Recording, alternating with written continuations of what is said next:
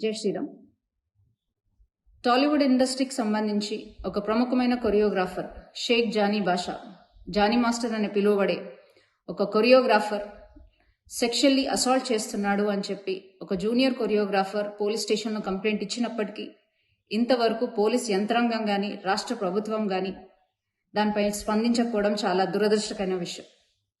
అమ్మాయి తన కంప్లైంట్ కాపీలో క్లియర్గా మెన్షన్ చేసినప్పటికీ గత 5 సంవత్సరాల నుంచి, అంటే ఆ అమ్మాయి మైనర్గా ఉన్నప్పటి నుంచి అతను వేధిస్తున్నాడు, సెక్షువల్ ఫేవర్స్ అడుగుతున్నాడు, అలాగే మతం మార్చుకొని తనని పెళ్లి చేసుకోవాలని ఒత్తిడి తెస్తున్నాడు అని క్లియర్ కట్గా మెన్షన్ చేసినప్పటికీ ఆ జానీ మాస్టర్ అనే వ్యక్తిని ఇంతవరకు పోలీసులు అరెస్ట్ చేయకపోవడం, అతను నెల్లూరులో ఉన్నాడు అని తెలిసి కూడా అతన్ని అరెస్ట్ చేయకపోవడం, అలాగే రాష్ట్ర ప్రభుత్వం దీనిపై స్పందించకపోవడం చాలా దురదృష్టకరమైన విషయం. ఇది క్లియర్ కట్గా లవ్ జిహాద్ కేసు.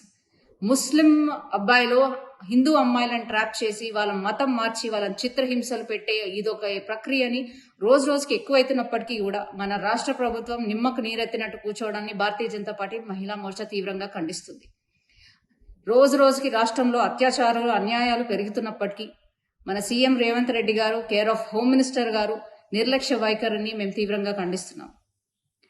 ఇది వెంటనే లవ్ జిహాద్గా కేసుగా తీసుకోవాలని, అలాగే ఆ అమ్మాయికి వెంటనే న్యాయం జరగాలని, న్యాయం జరిగే విధంగా భారతీయ జనతా పార్టీ మహిళా మోర్చా తనకు అండగా ఉండి ఆమెకి న్యాయం చేసే విధంగా పోరాడతామని, దీన్ని ఎటువంటి పక్షపాతం వహించకుండా ఈ కేసు సాల్వ్ చేయాలని విజ్ఞప్తి చేస్తూ జై శ్రీరామ్.